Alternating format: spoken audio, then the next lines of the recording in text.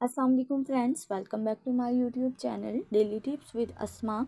आज के इस वीडियो में हम आपको बताएंगे अब्दुल हक नाम का मतलब और इसके बारे में दिलचस्प मालूमात। अब्दुल हक नाम का शुमार लड़कों के नामों में होता है। अब्दुल हक एक इस्लामी नाम है।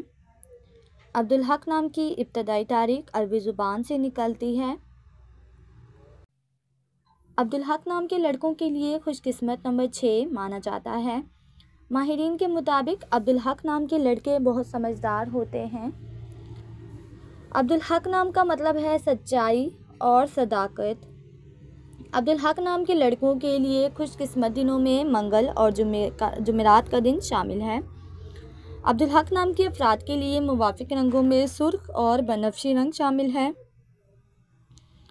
अब्दुल हक नाम के अफराद के लिए मुवाफिक पत्थरों में रूबी पत्थर शामिल है। खुशकिस्मती वाले धातुओं में हिंसों के हिसाब से तांबा और लोहा शामिल है। फ्रेंड्स, अगर आप अपने नाम का मतलब जानना चाहते हैं तो कमेंट बॉक्स में अपना नाम लिखें। इंशाल्लाह हम आपके नाम की वीडियो ज़रूर बनाएंगे।